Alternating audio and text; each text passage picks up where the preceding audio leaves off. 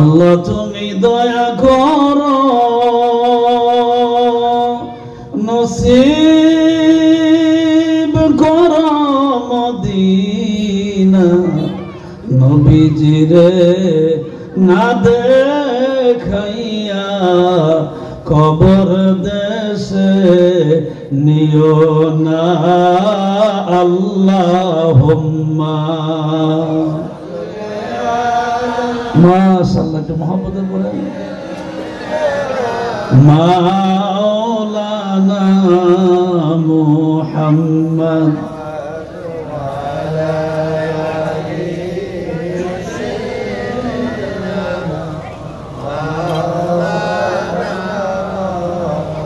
তৌহিদের মুর্শিদ আমার মুহাম্মাদের নাম মুর্শিদ মুহাম্মাদের নাম ওই নামেরই জপি মালা ওই নামেরই জপি মালা খোদারি কালাম মুর্শিদ মুহাম্মাদের নাম আল্লাহুম্মা সাল্লি আলা সাইয়্যিদিনা মুহাম্মদ ওয়া আলা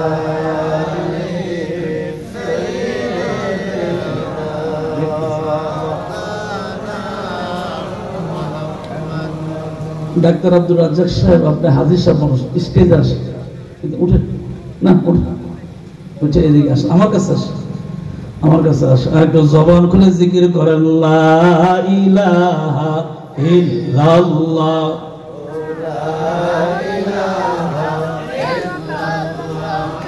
লা ইলাহা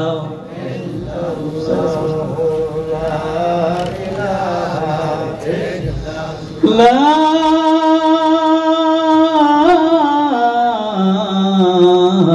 ইলাহা ইল্লাল্লাহু মুহাম্মাদুর রাসূলুল্লাহ সাল্লাল্লাহু আলাইহি ওয়াসাল্লাম বালাগাল উলা বিকামালিহি কাশাফাদ দুজা বিজামালিহি হাসনাত জামিউ খিসাল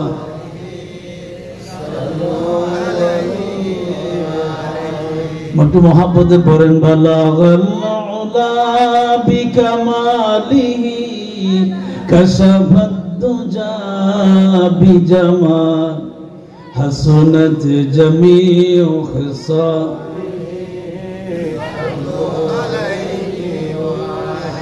আরবের উপরে মক্কার উপরে যেথাই আমেনার ঘর খোদার করুণা কৌসর হয়ে ঝরেছে বারংবার বালাগাল উলা বিকামালিহি বিজামালিহি হাসনাত জামিউ খিসালিহি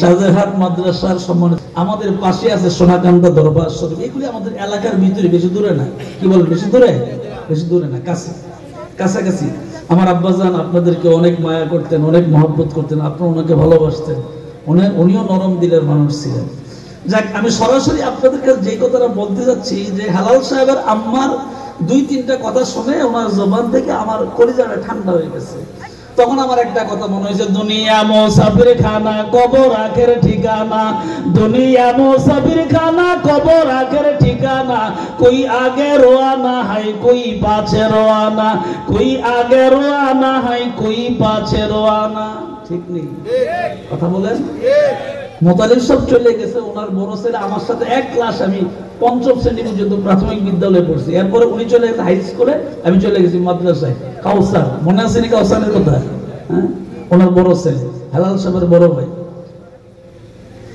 আব্বা চলে গেছে, সন্তানও চলে গেছে, ফাঁকে দিয়া আরো সন্তান মারা গেছে অসুস্থ হয়ে, তাও আমি জানি, দেখছি আমি। যারা এই পরিবার থেকে চলে গেছে তারা আর কোনোদিন ফিরে আসবে না। কি বলেন, আসবে? কথা বলেন, আসবে? আসবে না। মোতালিব সাহেবকে দেখা কি আর সম্ভব? কাউসার সাহেবকে দেখা সম্ভব? সম্ভব না।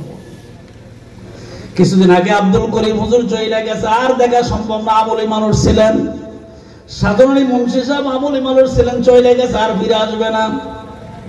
যারাই চলে যায় ফিরে আর আসবে না। পানির একটা চরিত্র হইল, পানি উপর থেকে নিচ দিকে যায়, এটা পানির চরিত্র। পানির চরিত্র, পানিটা ঢালবেন, এটা কখনো উপর দিকে যাবে, এটা নিচ দিকে যাবে। আর মিশিংয়ের সাহায্য এটা ভিন্ন কথা, ওটা তো আর প্রাকৃতিক নাই, প্রাকৃতিক নাই। दुनिया मुसाफिर खाना कबर आखिर ठिकाना, कोई आगे रोआना है कोई पाछे रोआना, जिंदगानी नगर पानी जाচ্ছে চলে যমুনা, जिंदगानी नगर पानी যাচ্ছে চলে যমুনা, টাকা করি সোনার বাড়ি রইবে পরে দুনিয়া, টাকা করি সোনার বাড়ি রইবে পরে দুনিয়া। কেন কথাটা বললাম? হেলাল সাহেবের আম্মা যখন এই মসজিদ করে তখন নাকি বলছিল যে টাইলসটা আমি করে দিব। তো হেলাল সাহেব মারের প্রশ্ন করেছে, আম্মা টাইলস দিয়ে করবেন, টাকা তো লাগবে অনেক, ও খেত বেচেলা। আমি কথাটা কেন বলছি? কাউকে খুশি করার জন্য না, ওনার যেটা হৃদয়ের ভিতরে মসজিদের টান আছে, কথা কয় না। মোতালিব সাহেব তো অনেক সম্পদ দিয়ে গেছে, দিয়ে গেছে না, অনেক সম্পদ দিয়ে গেছে, কিন্তু ওনার হৃদয়ে যে একটা টান মসজিদের প্রতি, মহিলা মানুষ। আবার মাহফিলে আলোচনা কইছে, তো আব্বার নামে একটা মাহফিল কর, সন্তানদের কইছে হেলাল সাহেব যে তোমার আব্বার নামে একটা মাহফিল করো। আম্মা টাকা তো লাগবে, ভালো বক্তা দাওয়াত দিলে, ভালো মাহফিল করলে টাকা লাগবে, তারপর খাওয়া দাওয়া, প্যান্ডেল, মাইক, হ্যাঁ, আরো অনেক খরচ, আদার্স, হুজুরের হাত দিয়ে কত কিছু খরচ। কোকে দরকার খেত বেচে দেন, তো তোর আব্বার নামে মাহফিল কর। আচ্ছা, কোন এটা কি হৃদয়ের কথা না? এটা কি আমরা জোর করে বাড়ি করে যাবো? জোর করে বাড়ি কেমন করে হৃদয়ের কথা? আল্লাহর পয়গাম্বর আমার সামনে, আমার স্টেজের ভিতরে আল্লাহর একটা কোরআন আছে, এই কোরআন থেকে কথা বলার মতন উপযুক্ত আমার কোনো এলেম নাই, তবে একটা সাহস আছে, কোরআন দেখলে সাহস বাড়ে, এটা মুমিনের কাজ, ঠিক কিনা জোরে কর? কোরআন থেকে তাফসীর করার মতন যোগ্যতা মুখলেসুর রহমান মান্নান নাই, কিন্তু কোরআন দেখলে মনের সাহস বাড়ে, ঈমান বাড়ে। এটা আমার কথা না, আল্লাহর কথা। আল্লাহর পয়গম্বর পৃথিবীর জমিনে আগমন করলেন, আগমন করার পরে নবীজি পৃথিবীর জমিনে যখন বসবাস করতে আরম্ভ করলেন, হায়াতের সময় আস্তে আস্তে করে সামনের দিকে যায়, 10 বছর 20 বছর 30 বছর পার হয়ে যায়, শিশুকাল পার হয়ে যৌবনকালে পদার্পণ করে, যৌবনকালটা আস্তে আস্তে করে যখন সামনের দিকে আগাইতে আরম্ভ করলো, আল্লাহর নবী যখন আস্তে আস্তে করে বয়স বাড়তে আরম্ভ করলো, 24 বছর বয়সের সময় নবীজির চাচা ডাক দেখো, বাতিজারে, বাতিজা, যুবকের বয়স হয়ে গেছে, বিয়ে শাদী করার দরকার। যুবক বয়স, বিয়ে শাদী করার দরকার।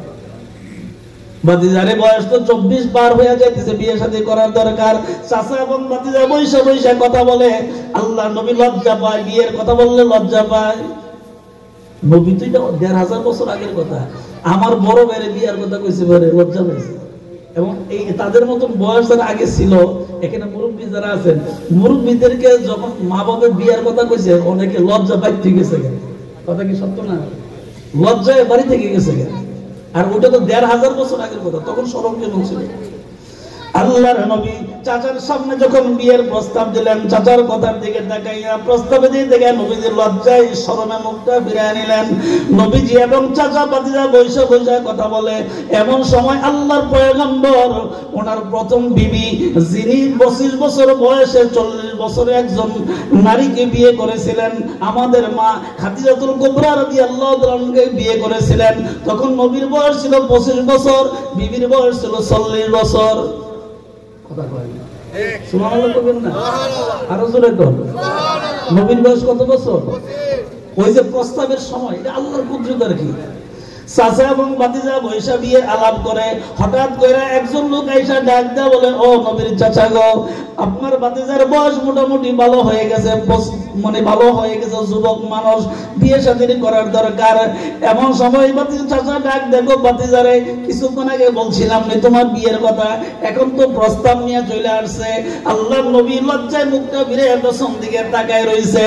এমন সময় প্রস্তাব করে ডাক দেখো নবীর চাচা গো, এই মক্কার জমিনে সবচেয়ে ধনী মানুষ খাদিজাতুল কুবরা বিয়ের প্রস্তাব পাঠাইছে।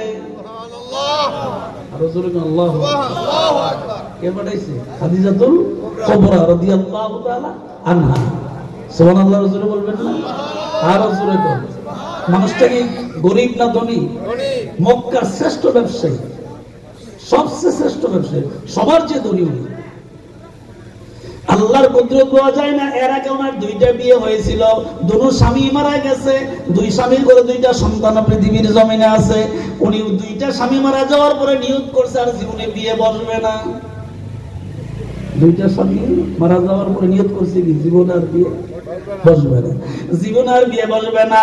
হঠাৎ করে ব্যবসা বাণিজ্যের জন্য আল্লাহর পয়গম্বরকে পাঠায়, ম্যানেজার বানায় সিরিয়ার শাম দেশে পাঠায়। যেদিন ব্যবসা করে নবীজি সিরিয়ার শাম দেশ থেকে ফিরে আসে, খাদিজাতুল কুবরার কাছে সব হিসাব নিকাশ আস্তে করে দিয়ে দিলেন। যেই মাত্র হিসাব নিকাশ দিয়ে দিলেন, খাদিজাতুল কুবরা রাদিয়াল্লাহু আনহা ব্যবসার হিসাব করলেন। ব্যবসার হিসাব করে তাকে দেখে রে, অন্যান্য মানুষকে পাঠাইলে যে ব্যবসা হইতো, আজকের ব্যবসার ভিতরে ডবল লাভ হইছে। আরে আরো জোরে কোন নামে সুবহানাল্লাহ। কি হইছে? ডবল লাভ, মানে পুঁজি যত লাভ তত, মানে পুঁজির সমান সমান লাভ, ডবল লাভ। এমন সময় নবীজির এই চরিত্র দেখে, ব্যবহার দেখা, চেহারা দেখা খাদিজাতুল কুবরা রাদিয়াল্লাহু আনহা পাগল হয়ে গেছে নবীর কাছে বিয়ে বসার জন্য। নিয়ত কিন্তু করছিল আর জীবনে তৃতীয় বিয়ে বসবে না, বিয়ে আর করবে না, বিয়ে বসবে না। কিন্তু নবীর এই চরিত্র দেখা, হাসনাত জামিউ খেসালি, নবীর চরিত্র দেখা, কাশাফাত দুজাবি জামালি, নবীর সুন্দর চেহারা দেখা পাগল হয়ে গেছে। প্রস্তাব পাঠাইছে, আব্দুল্লাহর ছেলে যদি আমাকে বিয়ে করতে চায় আমি বিয়ে বসতে রাজি। প্রস্তাব যখন পাঠাইলেন, নবীর চাচার কাছে প্রস্তাব নিয়ে আসলেন। নবীর চাচা নবীর কাছে খাদিজাতুল কুবরা রাদিয়াল্লাহু আনহার কথা বললেন। যেই মাত্র প্রস্তাব দিলেন, এমন সময় নবীজি লজ্জার কোনো কথা বলে না। আবার জিজ্ঞাসা করে, ভাতিজারে তুমি শুনছনি মক্কার ধনী একটা মহিলা প্রস্তাব পাঠাইছে? আরো জোরে সুবহানাল্লাহ, জোরে। মক্কার একটা ধনী মহিলা, শ্রেষ্ঠ ব্যবসায়ী, তখনকার আমলের বড় ব্যবসায়ী। এই মহিলাটা তোমার কাছে বিয়ে বসার জন্য প্রস্তাব পাঠাইছে, তুমি রাজনী, তুমি রাজি আছো কিনা? হঠাৎ করে খাদিজাতুল কুবরা রাদিয়াল্লাহু আনহার প্রস্তাব পাইয়া নবীজি লজ্জায় আরো বিমূঢ় হয়ে গেলেন, লজ্জায় আরো বাড়ে গেল। এমন সময় ডাক দেখো চাচা গো, বারবার বিয়ের কথা বললে আমার লজ্জা হয়, আপনি যেটা ভালো মনে করেন সেইটাই করেন, আপনি যেটা ভালো মনে করেন সেটাই করেন। আমাকে বারবার বিয়ের কথা বললেন, শরম লাগে। আপনি যেটা ভালো হয়, আপনি আমার চাচা, আমার বাপ তো নাই, আমার বাবা আব্দুল্লাহ তো নাই, আপনি আমার চাচা, আপনি মানে ইয়া করেন, যা করার দরকার তা আপনি করেন, এটা আমাকে জিজ্ঞাসা করার কোনো প্রয়োজন নাই। আল্লাহর নবীর চাচা ডাক দেখো, ভাতিজারে যুবক যেহেতু বয়স হয়ে গেছে, বিয়ে শাদী করার দরকার, তাইলে বিয়ে শাদীর ব্যবস্থা করি। নবীজি মুস্কি একটা দিয়ে ডাক দেখো, চাচা গো, আপনার কথার উপরে আমার কোনো কথা চলবে না। বাবার পরিবর্তে যিনি জায়গায় উনি চাচা, যেই জায়গায় বাবা নাই সেই জায়গায় চাচা গার্জিয়ান হয়। আপনি যেহেতু আমার গার্জিয়ান, আমি কোনো কথা বলতে রাজি না। বিবাহ শাদী পড়াইয়া দিলেন, সুন্দর করে বিয়ে শাদী সব সম্পূর্ণ হয়ে গেলেন। সম্পূর্ণ যখন বিয়ে শাদী কাজ মানে একেবারে ক্লিয়ার হয়ে যায়, এমন সময় মক্কার আবু জাহল, উতবা, সাইবা, মুগীরা, আবু সুফিয়ান, পাঁচজন। কয়জন? একটু কথা বলেন, কয়জন? সকালে যারা জিজ্ঞাসা করলে বলতে পারেন যে এই কথাগুলি বলছি। কয়জন? আবু জাহল, উতবা, সাইবা, মুগীরা, আবু সুফিয়ান, এই পাঁচজন কাফেরদের লিডার খাদিজাতুল কুবরার বাড়িতে গেছে। খাদিজাতুল কুবরা রাদিয়াল্লাহু তাআলা আনহা ওনার বাড়িতে গেছে। বাড়িতে যাইয়া পাঁচজন কাফেরের সর্দার, এর ভিতরে লিডার হইল আবু জাহল, মিস্টার শয়তান কারে কয়। আবু জাহল ডাক দেখো, খাদিজা গো, তুমি যার কাছে বিয়ে করছিস এর ব্যাপারে তুমি কিছু জানো নি? তুমি যার কাছে বিয়ে করছো এই ব্যাপারে তোমার কোনো কিছু জানা আছে নি? গো, কি জানবো? তুমি কি জানো না রে খাদিজা, যার কাছে বিয়ে করছো তার মাও নাই, বাবাও নাই? কো জানি তো। ও খাদিজা, মা নাই বাবা নাই, তুমি কি জানো নি বাড়ি ঘরও তো নাই, কথাও তো জানি। ও খাদিজা জানো নি এক বেলা খাইতে দিলে আরেক বেলা খাইতে দিতে পারবে না, তুমি কি জানো নি, কথাও তো জানি। যেই প্রশ্ন করে এইটাই উত্তর দেয়, যেই প্রশ্ন করে এইটারই উত্তর দেয়। খাদিজাতুল কুবরা রাদিয়াল্লাহু তাআলা জবান বন্ধ করে রাখে নাই। কাফের বেঈমান পাঁচজন লোক মিলেমিশে অনেক প্রশ্ন করে, সব প্রশ্নের উত্তর দেয়। শেষ পর্যন্ত কাফেররা প্রশ্ন করতে পারে না, প্রশ্ন খুঁজে পায় না। লজ্জায় যখন খাদিজাতুল কুবরা রাদিয়াল্লাহু তাআলার বাড়ি থেকে বের হইয়া যায়, এমন সময় আমাদের আম্মা, সকল মুসলমানদের মা, নবীজির প্রথম বিবি খাদিজাতুল কুবরা রাদিয়াল্লাহু তাআলা ডাক দেয়, বলে কাফের বেঈমানরা তোমরা শোনো, আবু জাহেলরা তোমরা শুইনা যাও, আমি এমন একটা স্বামীর কাছে বিয়ে করছি, দুনিয়ার ধনির দরকার নাই, আমার স্বামী দুনিয়ার বাদশা, আখিরাতের বাদশা। রাসূলের কোন আল্লাহু আকবার, ইমামুল মুরসালিন, ইমামুল খাতামান নবিয়্যিন। ও আবু জাহেল তুমি শুনিয়া যাও, পাঁচজন লিডার শুনিয়া যাও, আমি যার কাছে বিয়ে করছি আমার স্বামী দুনিয়ার কোনো সাধারণ মানুষ নয়। এক নম্বর হইল আমার স্বামী দুনিয়া তো সম্মানিত, আখিরাত তো সম্মানিত। দুই নম্বর হলো কিয়ামতের কঠিন ময়দানে উম্মত যখন বিপদে পড়ে যাবে, ফুলসিরাতের পারে যখন দাঁড়ায় যাবে, হাসরের ময়দানে যখন দাঁড়ায় যাবে, তখন আপন বলতে মানুষের কেউ থাকবে না। ওই উম্মতের জন্য আল্লাহর কাছে একমাত্র দরখাস্ত করবে যেই ব্যক্তিরা, ওইটা হইল আমার স্বামী। আল্লাহু আকবার, আরো জোরে কোন আল্লাহু আকবার। কারে কই বিবি, দেখছেন খেয়াল করে কি কথা কয়। ও আবু জাহেল তুমি শুনিয়া নাও, আমি যার কাছে বিয়ে করছি তার ব্যাপারে তোমার জানা নাই রে আবু জাহেল। কারণ হইল আমার চোখে যা দেখি তোমার চোখে তা তুমি দেখো না। আমার চোখে যা দেখি তুমি তা চোখে, কারণ তোমার চোখ তো এরকম না। আমার চোখ মদিনাওয়ালা কামলাওয়ালার জন্য পাগল, আর তোমার চোখ কয় কি যে মদিনাওয়ালা কামলাওয়ালার পাথর দিয়ে দিতে। কথা কোন ঠিক না বেঠিক? কথা বলেন। দুজনের চোখ কি একরকম? দেখতে না একরকম। আল্লাহ তো দুই রকম করে দিছে। আবু বকর সিদ্দিক রাদিয়াল্লাহু তাআলা জীবন সবকিছু দিয়া দিয়েছে নবীর জন্য, আর আবু জাহেল দেখলেই গালি দিত। তাহলে দুইজনের চরিত্র ব্যবহার কি একরকম? কথা কম। দুইজনের ব্যবহার চরিত্র একরকম নয়। ওমর বিন খাত্তাব রাদিয়াল্লাহু তাআলা ডাক দিয়ে বলে, পয়গম্বর, ঘর থেকে তরোয়ালটা লইয়া বের হইছিলাম আপনাকে হত্যা করার জন্য, যেই মাত্র মায়ের চেহারাটা দেখলাম মনের পরিবর্তন হইয়া কালিমা পড়ে মুসলমান হয়ে গেলাম। সুবহানাল্লাহ, জোরে বলে আল্লাহু আকবার। খুব মনোযোগ, কথা গুরুত্বপূর্ণ। আমি ছোট হইতে পারি, কথা তো আমার না, কথা কোরআনে মা দিছে, খুব গুরুত্বপূর্ণ কথা সামনে। খাদিজাতুল কুবরা রাদিয়াল্লাহু তাআলা ডাক দিয়ে বলে, ও আবু জাহেল তুমি আরো সইনা নাও, তুমি আরো সইনা নাও। আল্লাহ, আমি যার কাছে বিয়ে করছি সে দুনিয়ার কোনো সাধারণ মানুষ নয়। আমি যার কাছে বিয়ে করছি উনি হলেন আল্লাহর শ্রেষ্ঠ পয়গম্বর। সুবহানাল্লাহ। উনি হলো আল্লাহর শ্রেষ্ঠ পয়গম্বর। দুনিয়ার ধনীর কোনো দরকার নাই, আমি তো নিজেই আল্লাহ পাক আমাকে ধনী বানাই দিয়েছেন। স্বামীর সম্পদের কোনো প্রয়োজন নাই, স্বামীর কোনো কিছুর প্রয়োজন আমার নাই, একমাত্র স্বামী আমার দরকার, আর কোনো কিছু দরকার নাই। আল্লাহ তো আমার এমনি ধনী বানাই দিয়েছে, আমি মক্কার ধনী মানুষ, তাহলে আমার সম্পদের দরকারটা কি? আমার স্বামী ঘরের বাড়ির দরকার কি? সামনে টাকা পয়সার দরকার কি? আমার কোনো কিছু দরকার নাই। আমি শুধু আল্লাহর কাছে এইটাই চাইছি, মাওলা রে এমন একটা স্বামী দিও যে স্বামীর পায়রবি খেদমত করলে দুনিয়াতেও সম্মান পাওয়া যায়, আখিরাতেও জান্নাত পাওয়া যায়। নিয়ত, ইন্নামাল আমালু বিন্নিয়াত। নিয়ত ঠিক করেন। মাগো, যারা মহিলা প্যান্ডেলে আছেন খুব মনোযোগ দিয়ে শুনেন না, কথাগুলি খুব গুরুত্বপূর্ণ। আপনারা যেমন মা, খাদিজাও মা ছিলেন, উনিও মহিলা ছিলেন। ডাক দিয়ে বলে, আবু জাহেল আরো সই না যাও, আমি এমন একটা স্বামীর কাছে বিয়ে করছি। সুবহানাল্লাহ, আরো জোরে। আমি এমন একটা স্বামীর কাছে বিয়ে করছি যে স্বামী শুধু মক্কার সাধারণ যুবক না, মক্কার 70 জন যুবক একত্র করলে ওই 70 জন যুবকের গায়ে যতটুকু শক্তি আছে, আমার আল্লাহ নবী বানানোর কারণে একা নবীর গায়ে 70 জন যুবকের শক্তি দিছে। আবু জাহেল আর বেজ্জতি করো না, আর শোনানোর দরকার নাই, আর বেজ্জতি করো না। আবার ডাক দেখো, আবু জাহেল আরো সই না যাও, আমি এমন একটা স্বামীর কাছে বিয়ে করছি। আল্লাহু আকবার।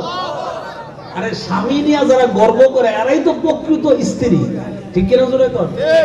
আর যে বিটি গোসল করতে গেলে খালি জামের বদনাম করে বিটি ফকির স্ত্রী জাহান্নামের কি দিবে। আল্লাহ হেদায়েত দান করুন বলেন আমিন। একজন স্বামী তার জান প্রাণ দেয় ইল্লা মাশাআল্লাহ, কিছু লোক খারাপ থাকতে পারে এটা ভিন্ন কথা, কিন্তু একজন প্রকৃতপক্ষে একজন স্বামী চায় যে আমার বিবি আমার ছেলে মেয়ের ভরণ পোষণের ব্যাপারে যথেষ্ট চেষ্টা করে, ঠিক কিনা জোরে করে। এর ভিতরে দুই একজন খারাপ সেটা ভিন্ন কথা, সেটা তো আল্লাহ ভালো না করলে তো আমরা ভালো করতে পারবো না।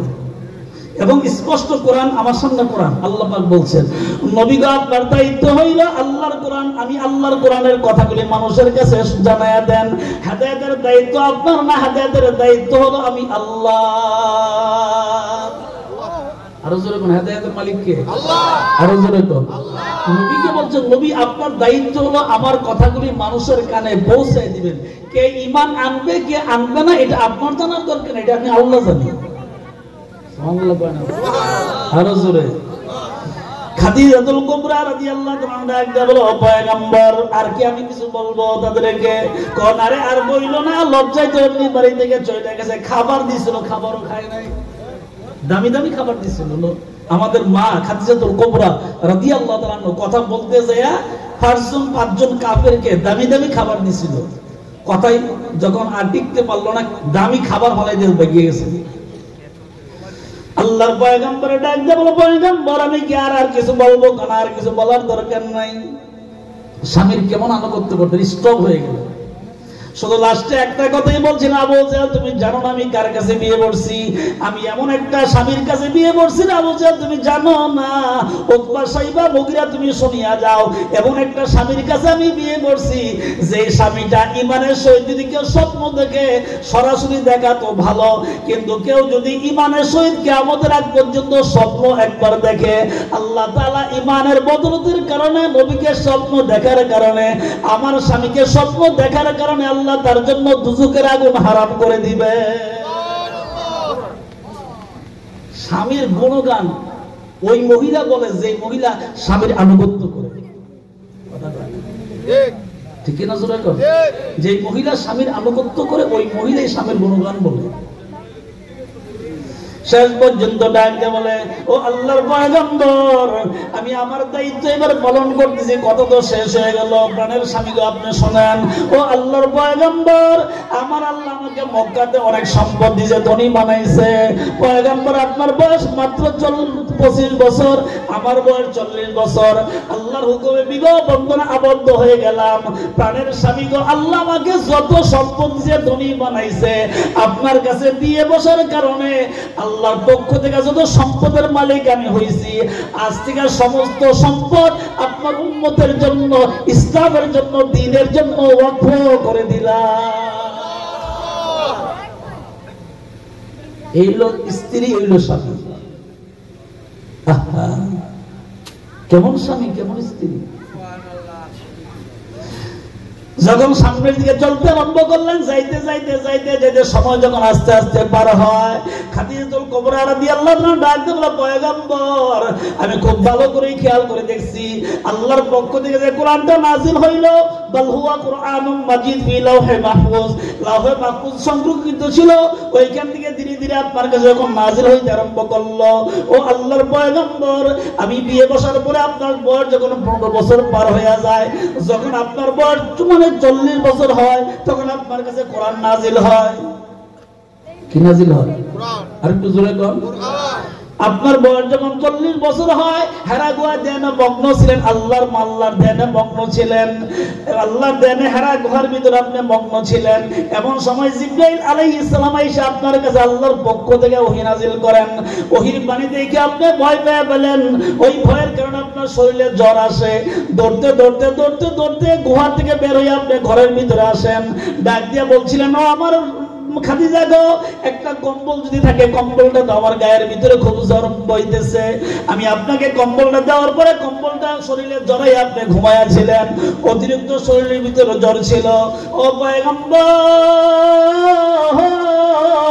আমি খুব খেয়াল করে দেখছি, বলে পয়গম্বর আমার স্বামী আমি খুব খেয়াল করে দেখছি আল্লাহর কোরআনের বাণীগুলা মক্কার মানুষের কাছে পৌঁছাতে গিয়া আপনার দারুণ কষ্ট হয়, অনেক কষ্ট হয়। আপনি আমার প্রিয় স্বামী আপনি আল্লাহ শ্রেষ্ঠ নবী, শ্রেষ্ঠ পয়গম্বর, আমার সামনে যদি আপনি কষ্ট করেন, আমি বিবি এটা কোনদিন মাইনা নিতে পারি না, সহ্য করতে পারি না। ও আমার প্রাণের স্বামী গো, রাত্র গভীর হয়ে গেলে আপনি ঘর থেকে একা একা বাড়িয়ে নীরবে নীরবে চুপে চুপে মানুষের কাছে দ্বীনের দাওয়াত দেন, কালিমার দাওয়াত দেন। আমি খাদিজা থাকতে আপনি কষ্ট করবেন, এটা আমি সহ্য করতে পারবো না গো আমার স্বামী। আল্লাহ নবী ডাকতে বলে, খাদিজা রে, ও খাদিজা ধৈর্য ধরো, ধৈর্য ধরে, এটা তুমি পারবা না। আমার আল্লাহ নবী হিসাবে মক্কার 70টা যুবকের শরীরে যে শক্তি ছিল সেটা আমি আল্লাহ পাক আমাকে একা দান করছে। আমি যে মেহনত করতে পারি এটা তুমি পারবা না রে খাদিজা, সুতরাং আমার কাজ আমারে করতে দাও আর তোমার কাজ তুমি করো। আরে জোরে তো সুবহানাল্লাহ, আল্লাহ আল্লাহ, কি মজার কথা। আজকে অধিকাংশ ফ্যামিলিতে স্বামী স্ত্রীর অমিলের কারণে সংসার নষ্ট হয়। স্বামী তার বিবির মর্যাদা দিতে জানে না, বিবি তার স্বামীর মর্যাদা দিতে জানে না, দায়িত্ব পালন কিভাবে করলে জানে না। একটা কথা মনে রাখবেন, যে মেয়ে বিবাহ বসার পরে বাবার বাড়ির কথা বেশি বলে সে প্রকৃত ভালো মেয়ে নয়। বিবাহ বসার পরে তার দায়িত্ব হলো বাবার বাড়ি মেহমান খানা, স্বামীর বাড়িটা আমার বাড়ি। কথা কয় না, ঠিক কিনা জোরে কর। যে কাজটা আপনার আমার মা, চাচি, দাদি, খালু, খালাম্মা এইরা করতো। বাবার বাড়িটা মেহমান খানা, আমি বছরে 2-3 বার বেড়াইতে যাবো, না নতুন নতুন একটু ঘন বেড়াইতে যাবো, কিন্তু বাবার বাড়ি মেহমান খানা, স্বামীর বাড়ি আমার ঠিকানা, যতদিন দুনিয়ায় থাকি। ঠিক কিনা জোরে কর। এই মা গান খরা করো, শোনো রে মা, আমি তোমাকে গালি দেই না, মন্দ বলি না রে মা, খাদিজার কথা যখন মনে হয়েছে এই জন্য বইলা ফেললাম। মা গো, আমি কাউকে মন্দ বলার আমার অভ্যাস, আমি কোনো সময় মন্দ বলিও না।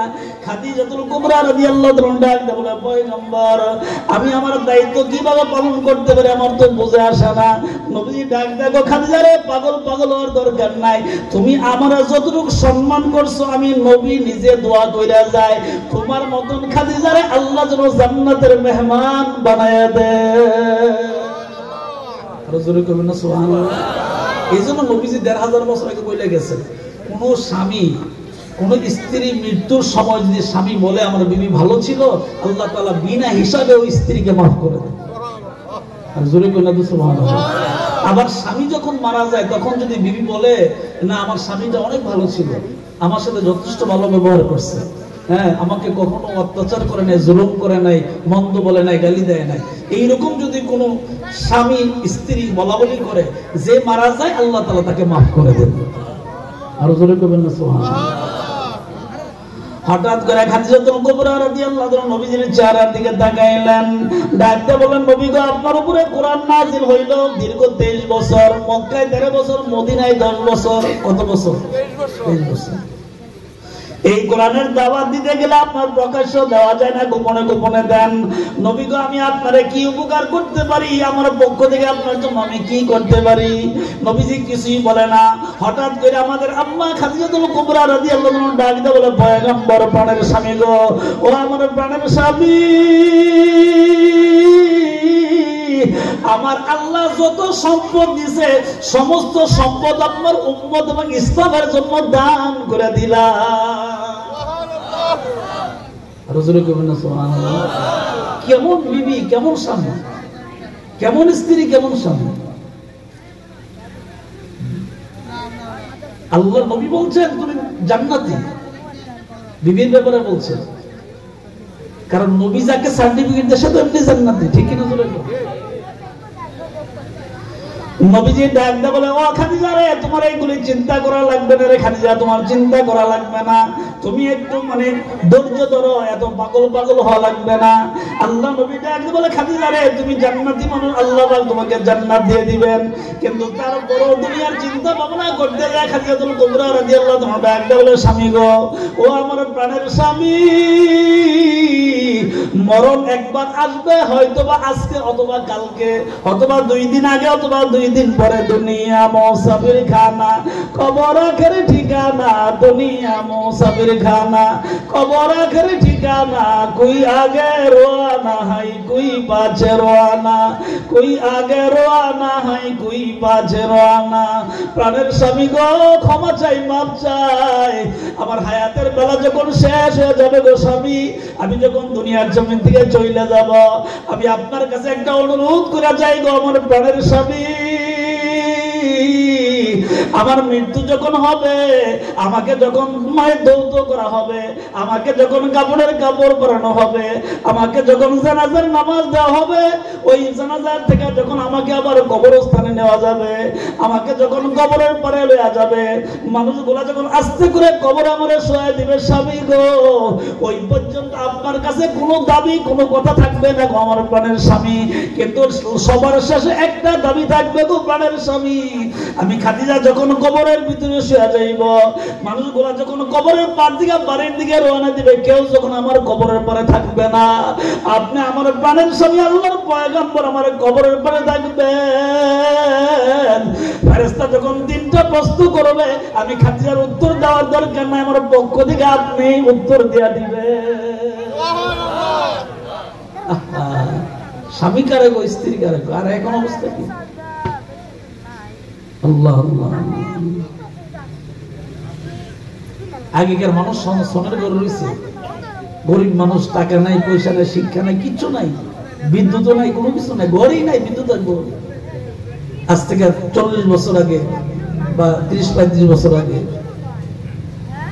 কিন্তু যদিও সোনের ঘর ছিল, যদিও একেবারে কুড়ের ঘর ছিল, মানে একেবারে নিম্নমানের ঘর ছিল, কিন্তু স্বামী স্ত্রীর ভিতরে এত মহব্বত, এত মায়া ছিল, একজন আরেকজনের বিপদ দেখলে পাগল হইয়া যাইত, ঠিক কিনা জোরে কোন? একজন আরেকজনকে দেখলে পাগল হয়ে যায়। আল্লাহ আল্লাহ, একটু মহব্বতে দুরূদ শরীফ পড়েন। আল্লাহুম্মা সাল্লি। মাসুদ সাহেব চলে আসছেন, আরো অনেক মেহমানরা আসছেন, আসবেন ইনশাআল্লাহ। একটু জবানটা খুলে দুরূদ শরীফ পড়েন। আল্লাহুম্মা সাল্লি আলা মাওলানা মুহাম্মদ।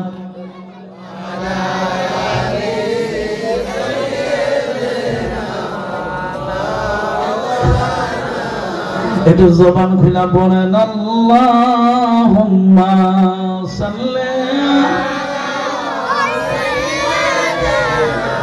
মাওলানা মুহাম্মদ ওয়া আলা আলি সাইয়্যিদিনা মাওলানা।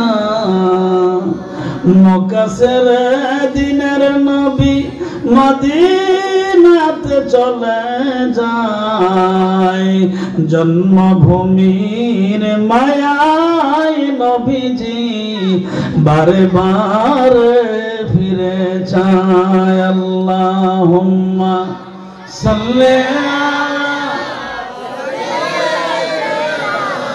মাওলানা মুহাম্মদ।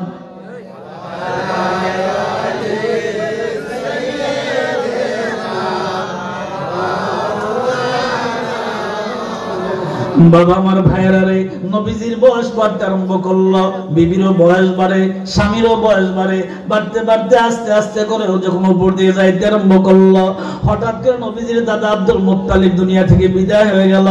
দাদা আব্দুল মুত্তালিব দুনিয়ার জমিন থেকে যখন বিদায় হয়ে গেল, নবীজির মনটা ভারাক্রান্ত, খুব কান্নাকাটি করে নবীজির মনটা দুর্বল হয়ে গেছে।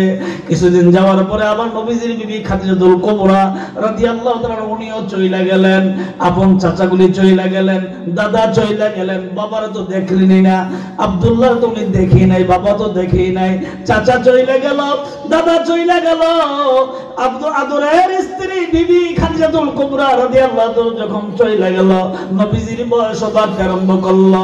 সবাই যখন নবীজির ফেলায় চলে যায়, মনটা নবীজির খারাপ হয়ে যায়, মনটা দুর্বল হয়ে যায়, মক্কার অবস্থা খারাপ, আবার আপন মানুষগুলা দুনিয়া থেকে বিদায় হয়ে যাচ্ছে, চলে যাইতেছে কবরে।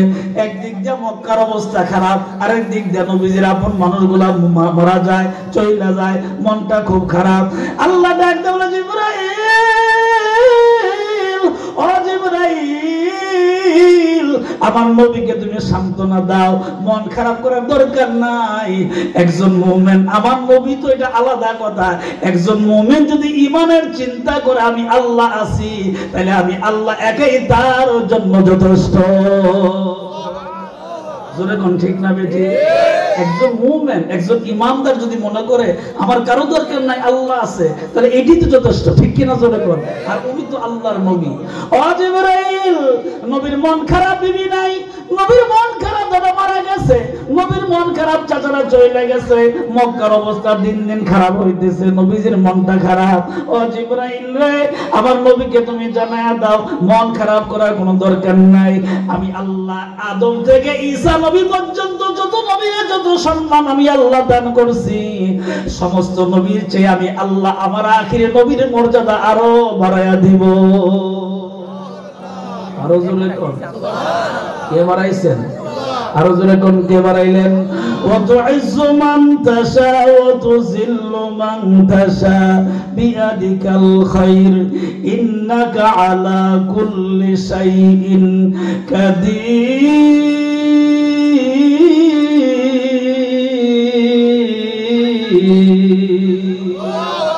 আরো জবানটা আল্লাহু আকবার, জবান খুলে এখন আল্লাহু আকবার। আল্লাহ পাক স্পষ্ট বলছেন, দুনিয়ার মানুষ শোনো, যারা সম্মান পাও না তাদেরকে যদি কেউ বেইজ্জতি করে কোনো সমস্যা নাই, আমি আল্লাহ সঠিক সময়ে তার সম্মান আমি আল্লাহ দিয়ে দিব। ঠিক কিনা জোরে কর? কেউ যদি বেইজ্জতি করার চিন্তা করে কোনো সমস্যা নাই, আমি আল্লাহ ইজ্জতের মালিক, যখন তার সঠিক সময় আসে আমি আল্লাহ তার সম্মান দিয়ে দেব। চিৎকার দেখো আল্লাহু আকবার, আরো জোরে আল্লাহু আকবার। নবীজির বয়স বাড়তে বাড়তে বাড়তে বাড়তে 50 বছর হয়ে গেছে। আল্লাহ পাক ডাক বলে, জিবরাইল রে, ও জিবরাইল, নবীর বয়স 50 বছর পার হয়ে 52 বছরে চলে যায়। ও জিবরাইল, মক্কার অবস্থা খারাপ, নবীজির মনও খারাপ রে জিবরাইল। আমি আল্লাহ সিদ্ধান্ত নিলাম, নবীজির দুনিয়ার জমিনে, এই জমিন থেকে এই মুহূর্তে মক্কার জমিনে আমি আর রাখবো না। আমি মক্কার জমিন থেকে আরশে আজিম পর্যন্ত আমার নবীকে নিয়ে আসবো।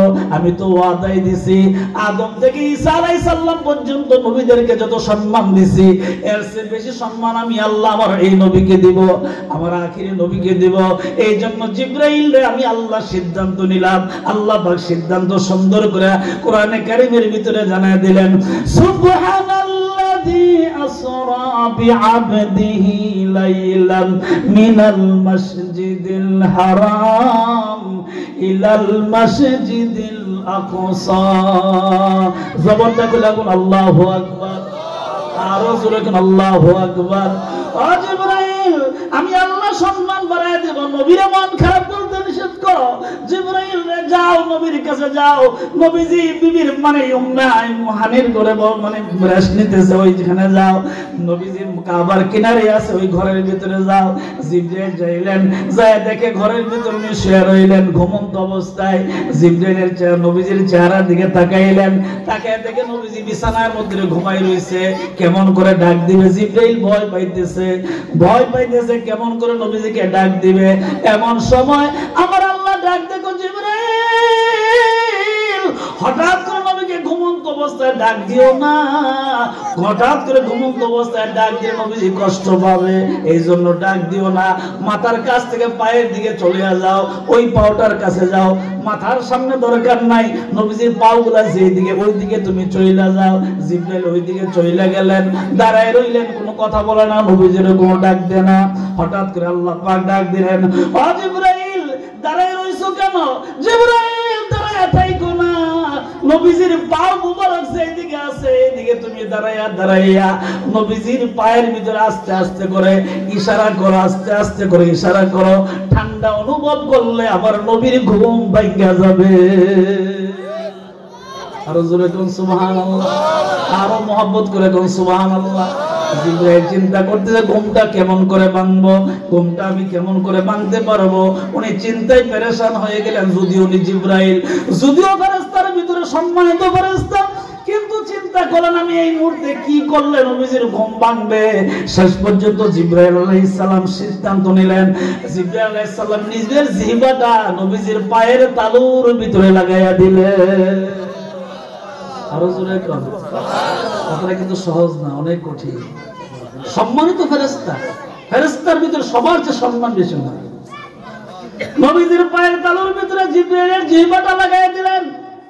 নবীদের ঠান্ডা অনুভব করে চোখে মানে ঘুম ভেঙে যায়, চোখগুলা খুলে যায়। খুলে নবীজির চোখগুলো যখন খুলে যায়, ঘুম যখন ভেঙে যায়, নবীজি হঠাৎ করে পায়ের দিকে তাকাইলেন, পাগুলা যেদিকে ওইদিকে সামনের দিকে তাকাইলেন।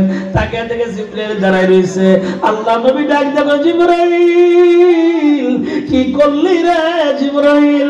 সমস্ত নবীদের কাছে তুমি ওহী নিয়ে আসো, তোমার মর্যাদা অনেক বেশি, তোমার দাম অনেক বেশি। জিবরাইল কামটা করলা কি ইয়া রাসূলুল্লাহ? কোন বিয়াদবি কি ভুল করলাম? কোন বিয়াদবি করলে মাফ করে দিয়েন গো নবীজি। আপনি যদি মাফ না করেন আল্লাহর দরবারে আমি কি জবাব দিব? নবীজি ডাক দিয়ে বলে, জিবরাইল ভুল করো নাই, ভুল করছো আমি এই কথা বলতেছি না, কিন্তু জিবরাইল রে আমি তো লক্ষ্য করে দেখছি তোমার মতন এত বড় সম্মানিত একজন ফেরেশতা জিবরাটা আমার পায়ের তালুর মধ্যে লাগাই দাও ঘুম ভাঙার জন্য। এমন সময় জিবরাইল নবীজি নুরানি চেহারার দিকে তাকাইলেন। মদিনা যদি দেখতে এত সুন্দর হয়, নবীজির চেহারা কত সুন্দর। বালাগাল উলা বি কামালিহি কাশাফাত দুজাবি জামালিহি হাসনাত জামিউ খিসালিহি সাল্লু আলাইহি ওয়া আলিহি। পড়েন সবাই, বালাগাল উলা বি কামালিহি। আয়েশা সিদ্দিকা রাদিয়াল্লাহু তাআলা নবীজির ছোট বিবি, একবারে সর্বশেষ নবীজির ছোট বিবি আমাদের মা উম্মুল মুমিনিন আয়েশা সিদ্দিকা রাদিয়াল্লাহু তাআলা হঠাৎ করে একদিন শুনলেন মিশরের মহিলাগুলি নাকি ইউসুফ আলাইহিস সালামের দেখার কারণে হাত দিয়া পেঁয়াজ কাটতে গিয়ে পেঁয়াজ কাটতে যে হাত কাইটা ফেলছিল। ইউসুফ আলাইহিস সালামের চেহারার দিকে তাকাইয়া এই কথাটা যখন আমাদের মা শুনলেন, আয়েশা সিদ্দিকা রাদিয়াল্লাহু তাআলা যখন শুনলেন, উনি মিশরবাসীর মহিলাদের দিকে লক্ষ্য করে বললেন, ও মিশরের মহিলারা তোমরা শোনো, ইউসুফ আলাইহিস সালামের চেহারা দেখিয়া পেঁয়াজ কাটতে কাটতে হাত কাটছো, দিশা পাও নাই। আমার নবীরে যদি তুমি দেখতা, আমার স্বামীরে যদি তোমরা দেখতা, পেঁয়াজ কাটতে কাটতে হাত কাটলো দূরের কথা, কলিজা কাটলো দিশা পাইতা না। এত সুন্দর ছিল নবীজি, এত সুন্দর। মদিনা যদি এত সুন্দর হতো, নবী কত সুন্দর। ও জিবরাইল, এত দামি ফেরেশতা তুমি আমার পায়ের মধ্যে জিহ্বা লাগাইয়া কামটা কর লাগি। জিবরাইল সাথে সাথে ডাক দেখো, ইয়া রাসূলুল্লাহ বিয়াদবি মাফ করে দেন। আমি জিবরাইলের দাম যতই বেশি হোক না কেন, আপনার নবীর কদমে আমি জিবরাইল ধুলির সমান না। আরো জোরে আল্লাহু আকবার। জবানটা খুলে কোন আল্লাহু আকবার। বাবা আমার ভাইয়েরা রে, নবীজির 52 বছর বয়স পুরা হয়ে গেল।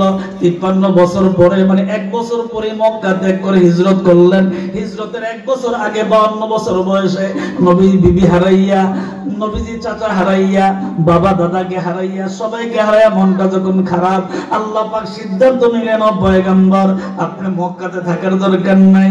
সুবহানাল্লাহ أسرى بعبده ليلا من المسجد الحرام إلى المسجد الأقصى চিৎকার দিয়ে কোন আল্লাহু আকবার। আরো জোরে কোন আল্লাহু আকবার। বাবা আমার ভাইরা রে, জিবরাইল এবার নবীজিকে আনতে মানে মেরাজে যাওয়ার জন্য নবীজি বিবির মানে নবীজির ঘরের ভিতরে যায়, নবীজিকে সজাগ করলেন। নবীজি ডাক দেখো, জিবরাইল রে হঠাৎ করে ঘুমের ভিতরে কি ওহী নিয়ে আসলা, কি সংবাদ নিয়ে আসলা? এমন সময় জিবরাইল ডাক দেখো, ইয়া রাসূলুল্লাহ আল্লাহ সিদ্ধান্ত নিয়েছেন আপনাকে এই মুহূর্তে মক্কায় রাখবেন না, মানে জমিনে রাখবেন না, আর শাহজিন পর্যন্ত আল্লাহ পাক আপনাকে নিয়ে যাবেন। এই জন্য আমি আপনাকে নিতে আসছি। কোথায় নিয়ে যাইবা? মসজিদুল হারাম থেকে মসজিদুল আকসা পর্যন্ত আমি নিয়ে যাব, তারপরে বাকি দায়িত্ব আল্লাহ পাক আপনাকে নিয়ে আস্তে আস্তে উপরে দিয়ে উঠায় নেবে। আমার দায়িত্ব এই মুহূর্তে আপনাকে মসজিদুল আকসার ভিতরে নেওয়া যাওয়া। জিবরাইলের চেহারার দিকে তাকাইলেন, নবীজি ডাক দিয়ে বলেন, ঠিক আছে যাও। এমন সময় জিবরাইল নবীকে নিয়ে চলতে আরম্ভ করলেন বাইতুল মুকাদ্দাস, যাকে বলা হয় মসজিদুল আকসা। ওই মসজিদুল আকসার ভিতরে চলে গেলেন। নবীজি যেই মাত্র মসজিদুল আকসার ভিতরে প্রবেশ করলেন, তাকে দেখে মসজিদ ভর্তি মুসল্লি দেখা যায়। মসজিদের ভিতরে মুসল্লির কোনো অভাব নাই। কিছুক্ষণ সময় যাওয়ার পরে জিবরাইল ডাক দিয়ে বলে, নবী গো কার জন্য অপেক্ষা করে করেন 2 রাকাত নামাজ আপনি পড়া লাগবে, নামাজের ইমামতিও আপনি করা লাগবে, অপেক্ষা করার দরকার নাই। মসজিদের ভিতরে যে মুসল্লিগুলি আপনি দেখতেছেন এটি দুনিয়ার কোনো মানুষ নয়, এটি আল্লাহর ফেরেশতা আর ঈসা আলাইহিস সালাম পর্যন্ত সমস্ত পয়গম্বর। কবরের জগৎ থেকে আদম থেকে ঈসা পর্যন্ত সমস্ত নবীদেরকে আল্লাহ বাইতুল মুকাদ্দাস আনছেন একমাত্র একটাই কারণ, আপনি ইমামুল মুরসালিন, আপনি সমস্ত ইমামদের ইমাম, নেতাদের নেতা। এই জন্য আপনার পেছনে বাইতুল মুকাদ্দাসে আপনার 52 বছর বয়সে আপনার ইমামতিতে বাকি সব নবীরা মুসল্লিয়া নামাজ আদায় করে। হুজুরে কবেন না সুবহানাল্লাহ। নবী তো দাঁড়াই রয়েছে, তো জিবরাইল বলছে নবী আপনি দাঁড়ায়েন না, ওই যে মিম্বরের পাশে মেহরাব যায়, মেহরাবের ভিতরে ওই মুসল্লা ইমামের মুসল্লা গিয়ে আপনি দাঁড়ান। নবীজি ইমামের মুসল্লায় দাঁড়াইলেন, 2 রাকাত নামাজ পড়লেন, পেছন দিক দিয়ে সমস্ত নবীরা নামাজ আদায় করলেন, ফেরেশতারা নামাজ আদায় করলেন, যারা উপস্থিত মুসল্লি ছিল তারা আদায় করলেন। নামাজ শেষের পরে ডাক দেখো জিবরাইল এখন কি করব? জিবরাইল ডাক দেখো নবী গো আপনি কি করবেন এটা আপনার টেনশন করা লাগবে না, আমার আল্লাহ তাআলা আপনাকে নেওয়ার জন্য যা ব্যবস্থা করার দরকার ওই ব্যবস্থাটা করবে। এমন সময় নবীজি তাকাইলেন, জিবরাইলের পাশে দাঁড়াই রইলেন, আল্লাহ পাক ব্যবস্থা করলেন, ওনাকে আস্তে আস্তে করে উপর দিকে নিতে আরম্ভ করলেন। এখানে একটাই কারণ ছিল, একটাই কারণ, আমার আল্লাহ নবীর সম্মান বোঝানোর জন্য, নবীজির ইজ্জত বোঝানোর জন্য আমার আল্লাহ পাক 52 বছর বয়সে নবীজির মেরাজ করাইছে। আরো জোরে দুনিয়ার মানুষ যদি আপনাকে বেইজ্জতি করতে চায় পারবে না। সাময়িক কিছু সময়ের জন্য যদি বেইজ্জতি হয়ে থাকেন, অত ইজ্জু মান তাশা অত জিল্লু মান তাশা বিয়াদিকাল খাইর ইন্নাকা আলা কুল্লি শাইইন কাদির। যে আল্লাহ ইজ্জত দিবে তাকে কেউ বেইজ্জতি করতে পারবে কথা কয় না, ঠিক কি না জোরে কোন? আমার আল্লাহ পাক নবীজিকে আস্তে করে নিয়ে গেলেন মেরাজের মধ্যে। আল্লাহর নবী যাইতে আরম্ভ করলেন, প্রথম আসমান দ্বিতীয় আসমান এইভাবে পার হইতে আরম্ভ করলেন। নবীজি উর্দু গমন আরম্ভ করলেন, যাইতে আরম্ভ করলেন উপরের দিকে। মুসা আলাইহিস সালামের সঙ্গে নবীজির সাক্ষাৎ হয়ে যায়। মুসা আলাইহিস সালাম নবীজির সঙ্গে কথা কয়, গুফতে মুসা বাকু দাদার কুহে তোর, গুফতে মুসা বাকু দাদার কুহে তোর, গুফতে মুহাম্মদ বাকু দাদার আরশে নূর। আল্লাহ আল্লাহ क्या मुबारक नाम है, अल्लाह अल्लाह क्या मुबारक नाम है, अल्लाह अल्लाह आशिकों का काम है, अल्लाह अल्लाह आशिकों का काम है। ओ पैगंबर আমি মুসা আলাইহিস সালাম আপনার পরিচয় কি? কোনা মুহাম্মদুর রাসূলুল্লাহ সাল্লাল্লাহু আলাইহি সাল্লাম পরিচয় দিলেন। জিবরাইল দাঁড়াই রইলেন, নবীজি আস্তে আস্তে করে যাইতে আরম্ভ করলেন পরিচয়ের মাধ্যমে। যাইতে যাইতে যাইতে যাইতে সপ্তম আকাশ পার হয়ে গেলেন। জিবরাইল ডাক দেখো নবীজি আমি তো আর যাইতে পারবো না, আমার ক্ষমতা এখানে শেষ, আমার 600 পাখা আমার আল্লাহ দিছে, এর উপরে গেলে সমস্ত পাখাগুলো জ্বলে পুড়ে ছারখার হয়ে যাবে, আমি আর যাইতে পারবো না। আমার আল্লাহ আরশে আজিমের দাওয়াত নেওয়ার জন্য যানবাহন যা দরকার সেই আল্লাহই ব্যবস্থা করবে।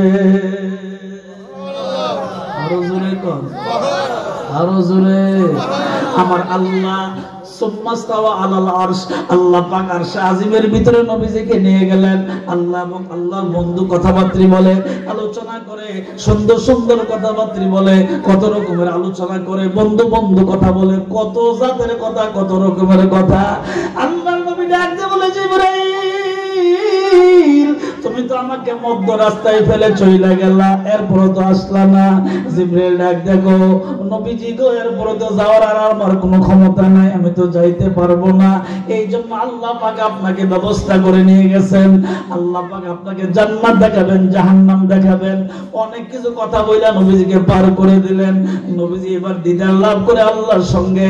এমন সময় যখন দুই বন্ধু রব আর নবীজি যখন দুইজন যখন বন্ধু বন্ধু কথা বলে, হঠাৎ করে নবীজি ডাক দিয়ে বলে, আল্লাহ গো ও আমার আল্লাহ, আল্লাহ আমার রব, এই রবই আমার সব। বলেন আল্লাহ আমার রব, এই রবই আমার সব। আল্লাহ 52 বছর বয়সে সম্মান দিয়ে আপনি আরশে আজিম আনছেন। আপনার কাছে আমার একটা আবদার, দুনিয়ার উম্মতগুলো তো আরশে আজিম আসবে না, আমার উম্মতের পক্ষ থেকে আপনার কাছে একটা দাবি রইল, আমাকে আরশে আজিম আইনার সাথে সাথে একসাথে বসে কথা বলছেন, আমার উম্মতের সাথে আপনি কেমন করে কথা বলবেন? আল্লাহ ডাক দিয়ে বলে, বন্ধু চিন্তা করবেন না গো বন্ধু, আপনার উম্মতগুলো যখন আযান দেওয়ার পরে 5 ওয়াক্ত নামাজ পড়তে সিজদার ভিতরে যাবে, যেই মাত্র সুবহান রাব্বিয়াল আলা বলবে, আমি আল্লাহ সরাসরি আমার বান্দা বান্দির সঙ্গে কথা বলবো। আরো জোরে কইবেন না সুবহানাল্লাহ, আরো জোরে কোন সুবহানাল্লাহ। বাবা আমার ভাইরা রে, এমন সময় আরো কথা আরম্ভ করলেন। কথা বলতে বলতে এক পর্যায়ে নবীজি বলতে আরম্ভ করলেন, আল্লাহ ও আল্লাহ, আল্লাহ আদর করে মায়া করে আরশে আজিম আনছেন আল্লাহ, আমার উম্মতগুলো তো আর আরশে আজিম আসতে পারবে না, এখানে তো আর আসবেও না। ও আমার আল্লাহ, ঘর থেকে বের হওয়ার সময় উম্মতের কথা বলছিলাম, এখনো আপনার কাছে উম্মতের কথা বলিয়া যায়। তাইদের জমিন আপনি আমার মার খাওয়াইছেন, ওদের জমিনে মার খাইলাম, কত কষ্ট করলাম উম্মতের জন্য, আপনার কাছে আমার একটা দরখাস্ত গো আল্লাহ, আমার উম্মতকে আপনি মাফ করে দিয়েন। আমার আল্লাহ ডাক দিয়া গো, বন্ধু গো চিন্তা করতে হবে না, হাসরের ময়দান বিচার দিবস যখন আরম্ভ হয়ে যাবে, আমি আল্লাহ আপনার সঙ্গে ওয়াদা দিলাম, যতক্ষণ পর্যন্ত আপনি খুশি না হবেন ততক্ষণ পর্যন্ত আপনার উম্মতকে মাফ করতে থাকবো।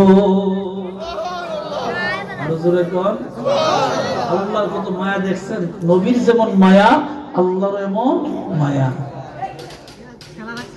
আল্লাহ আপনি আরশে আজিম আনছেন, আমার দুনিয়ার কোন মানুষ তো আরশে আজিম আসবে না।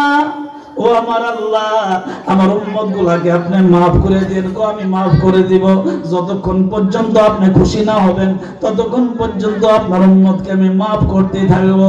কথাবার্তা বললেন, কথাবার্তা বলা যখন শেষ হয়ে গেল, এমন সময় আল্লাহ পাক ডাক দিল, পয়গম্বর আর দেরি করবেন না গো পয়গম্বর, আমি আপনাকে আনছি ঠিক, একটা সুসংবাদ আছে গো। কি সুসংবাদ? আমি আল্লাহ যে আপনার উম্মতের জন্য 8টা জান্নাত বানাইছি, আমি আল্লাহ 8টা জান্নাত আপনি দেখা যান। আরো জোরে, আপনি 8টা জান্নাত দেখা যান। 8টা জান্নাত দেখার জন্য নবী যখন আস্তে আস্তে করে সামনের দিকে এগোচ্ছেন, সামনের দিকে যাইতে আরম্ভ করলেন, আল্লাহ পাকের জান্নাত দেখবেন। জান্নাত দেখার জন্য যখন সামনের দিকে যায়, আল্লাহর নবী জান্নাতের গেটের সামনে যায়। জান্নাতের গেটের সামনে যাওয়ার পরে জান্নাতের দরজা খুলে দেওয়া হয়। জান্নাতের দরজা যখন খুলে দেওয়া হয়, মসজিদের যে রকম বারান্দা আছে, জান্নাতের ওই রকম বারান্দা আছে। নবীজি মসজিদের মানে আল্লাহর জান্নাতের ভিতরে প্রথম জান্নাত জান্নাতুল ফেরদাউসের ভিতরে প্রবেশ করলেন। প্রবেশ করার সময় এমন সময় তাকায় দেখে একটা লোক একবার উত্তর দিক থেকে দক্ষিণে যায়, আবার দক্ষিণ থেকে উত্তর দিকে আসে, শুধু দৌড়াদৌড়ি করে এইভাবে আসা যাওয়া করে। আল্লাহ নবী ডাক দেখো, তুমি দাঁড়াও। দাঁড়াইলেন। মা ইসমুকা, তোমার নাম কি? গো ইসমু আনা দাউদ আলাইহিস সালাম, আমার নাম হইল আল্লাহর পয়গম্বর, আমি দাউদ আলাইহিস সালাম। আল্লাহ নবী ডাক দেখো, দাউদ আপনি যেমন নবী আমিও তো নবী, আমার আল্লাহ জান্নাতের দরজা খুলে দিয়েছে পরিদর্শন করার জন্য। আপনি যদি দাউদ আলাইহিস সালাম হয়ে থাকেন, তাইলে আপনার কাছে আমার একটা প্রশ্ন, জান্নাতের বারান্দায় কেন আপনি দৌড়াদৌড়ি করেন? একবার উত্তরে যান আর একবার দক্ষিণে যান, এই রকম দৌড়াদৌড়ি কেন করেন? জান্নাতের ভিতরে প্রবেশ করেন, জান্নাতের ভিতরে বসবাস করেন। এমন সময় দাউদ আলাইহিস সালাম ডাক দিয়ে বলে, ও পয়গম্বর, আল্লাহর জালালিয়তের কসম করে বলি, আল্লাহ আপনাকে এত সম্মান দিবেন, যতক্ষণ পর্যন্ত আপনি জান্নাতের ভিতরে প্রবেশ না করবেন ততক্ষণ পর্যন্ত কোন নবী জান্নাতে যাইতে পারবে না। আসমাত জামিউ খিসালি সাল্লু আলাইহি ওয়া আলিহি বালাগাল উলা বিকামালিহি কাশাফাত দুজা বিজামালিহি হাসনাত জামিউ খিসালিহি সাল্লু আলাইহি ওয়া আলিহি পড়েন সবাই বালাগাল উলা বিকামালিহি কাশাফাত দুজা বিজামালিহি হাসনাত জামিউ খিসালিহি সাল্লু আলাইহি ওয়া আলিহি আল্লাহু আকবার। আল্লাহর নবী জান্নাতের ভিতরে প্রবেশ করলেন, আটটা জান্নাত নবীজি দেখলেন। নবীজি আটটা জান্নাত সুন্দর করে ঘোরাফেরা করে পরিদর্শন করে বাইরে হয়ে আসলেন। এমন সময় আমার আল্লাহ ডাক দিয়ে বললেন, ও পয়গম্বর, আপনার উম্মতের ভিতরে যারা বেনামাজি নাফরমান তাদের জন্য 7টা দুজক বানাইছি। বেনামাজি নাফরমান তাদের জন্য আমি কি বানাইছি? وَسِيقَ الَّذِينَ كَفَرُوا إِلَى جَهَنَّمَ زُمَرًا। আপনার এই উম্মতের ভিতরে যারা নাফরমান, যারা আমি আল্লাহকে অস্বীকার করে বিশ্বাস করে না, আমি আল্লাহকে স্বীকার করে না, তাদের জন্য আমি 7টা জাহান্নাম বানাইছি। আপনি নিজ চোখে 7টা জাহান্নাম দেখে যান, এই ভয়াবহতা অবস্থা দেখে যান। এখন প্রশ্ন আসতে পারে, জাহান্নামের তো তাপ বেশি, আগুনের লেলিখান আগুনের তাপ বেশি, পাওয়ার বেশি, নবীজি এই জায়গায় যাইবো কেমনে, দেখবো কেমন করে? আমার আল্লাহ ডাক দেখো, জাহান্নাম আমি তোমাকে তাপ নিয়ন্ত্রণ করে দিলাম, কমাই দিলাম। যতক্ষণ পর্যন্ত আমার নবী ওই জায়গায় থাকবে ততক্ষণ পর্যন্ত তাপ থাকবে না। আরো জোরে কর। নবীজি এবার জাহান্নাম পরিদর্শন করতে আরম্ভ করলেন। জাহান্নাম পরিদর্শন করে এই জাহান্নাম পরিদর্শনের ভিতরে নবীজি অনেক চিত্র দেখলেন। এই চিত্রের ভিতরে একটা চিত্র দেখলেন, নবীজি ডাক দেয়া বলে, উম্মতেরা সাবধান, হালাল কামাই কইরো, হারাম খায়ও না রে উম্মত। হারাম যদি কেউ খায়, হারাম খাওয়ার কারণে 1 নম্বর তার পেট বড় হবে, কিয়ামতের ময়দানে তার বিচার করা হবে, তাকে জাহান্নামের ভিতরে পাঠানো হবে। জাহান্নামীর ওই মানুষের পেটের ভিতরে জাহান্নামী সর্প দেওয়া হবে, সাপগুলি দেওয়া হবে। এক একটা সাপ বারবার তার পেটের ভিতরে ধ্বংস করবে, বিষাক্ত সাপ, তাকে এইভাবে আযাব দিয়ে থাকবে।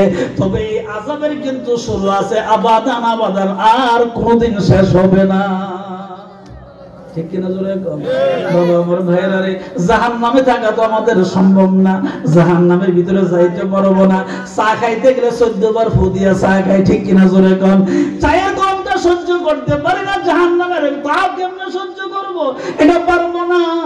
ইটের বাট্টায় যারা কাজ করে, আমি কোটি চৌনি বাসস্ট্যান্ড মসজিদে জুমার নামাজ পড়াই, আমি তো প্রতি শুক্রবার নামাজের আগে এই দিক দিয়া যাই। চৌমনি যাওয়ার আগে যে ব্রিজটার দক্ষিণ পাশে একটা ইটের বাটা আছে, ইটের বাটার দিকে তাকাইলে আমি দেখি কিভাবে যে আগুন জ্বলে। আবার এই মানুষগুলা, শ্রমিকগুলা তো আমার পেছনে গিয়ে জুমার নামাজ পড়ে, তাদের সঙ্গে আমার অনেক কথা হয়। আপনাদের বিবেকের কাছে আমার একটা প্রশ্ন, ইটের বাটার আগুন দেখলে ভয় পাওয়া যায়, এটা জাহান্নামের আগুন কেমনে করে সহ্য করব? জাহান্নামের আগুন সহ্য করতে পারবো না। এই জন্য যারা জাহান্নামের চিন্তা করবে নামাজ ছাড়তে পারবে না। ঠিক কিনা জোরে কর? ঠিক না? মসজিদ দিয়ে গেছেন নামাজ পড়ার জন্য, ঠিক কিনা জোরে কর? মসজিদ দিয়ে গেছেন নামাজ পড়ার জন্য। আমার আল্লাহর নবী, আখিরি নবী, 8টা জান্নাত পরিদর্শন করলেন। জান্নাত পরিদর্শনের পরে 7টা জাহান্নাম পরিদর্শন করলেন। নবীজি এবার আবার আল্লাহর দরবারে এসে কথাবার্তা বলতে আরম্ভ করলেন। নবীজি এবার আবার দুনিয়াতে চলে আসবেন। ফাঁকে দিয়ে আমার আল্লাহ 27টা বছর পার করলেন। সুবহানাল্লাহ। আরো জোরে। আল্লাহর এই ক্ষমতা আসেনি, কথা কন্যা ক্ষমতা আছে। আজকে যদি কেউ ইন্টারনেট দেখে থাকেন তাহলে সিরিয়ার অবস্থা দেখছেন, 24 বছরের গোষ্ঠী শুদ্ধা শেষ, ঠিক কিনা জোরে কথা কয় না? 24 বছর পর্যন্ত সিরিয়ার প্রেসিডেন্ট বাশার 24টা বছর 2000 সালে ক্ষমতায় এসে 24টা বছর সিরিয়ার মানুষের উপরে এমন নিপীড়ন, এমন অত্যাচার নাই যে করে নাই। শেষ পর্যন্ত 11 দিনের আন্দোলনে 14 গোষ্ঠী পর্যন্ত বাজছে। ক্ষমতার মালিক মানুষ নয়, ক্ষমতার মালিক হইল আমার আল্লাহ, ঠিক কিনা জোরে কন? এটা আমার কথা না, এই কোরআনে কারীমের ভিতরে আল্লাহ পাক বলেছেন, ইন্নাল্লাহা আলা কুল্লি শাইইন কাদির। সমস্ত ক্ষমতার মালিক কে? একটু কথা বলুন, ক্ষমতার মালিক কে? ইজ্জত দেন কে? বেজ্জতি করেন কে? সিরিয়ার প্রেসিডেন্ট কল্পনা করছিল তার 24 বছর পরেই কাম হইব? 11 দিনের আন্দোলনে গোষ্ঠী শুদ্ধ লাগছে। আল্লাহ ডাকতে বলে, জিবরাইল রে, আমার পয়গম্বর তো এখন আবার জমিনে চলে যাবে। আমি আল্লাহ আকাশের গতি, চন্দ্রের গতি সূর্যের গতি সব গতি বন্ধ করে দিয়া আমি আল্লাহ লাইলান আই ওয়াক্তান খাসা আই ওয়াক্তান কালিলা, রাতের সামান্য একটু সময়ের ভিতরে আমি আল্লাহ নবীজির বয়স 1-2 বছর পার করে নাই। দুনিয়ার শরীয়তের বয়স হলো নবীজির 63 বছর, মেরাজের মারিফতের বয়স হলো 27 বছর।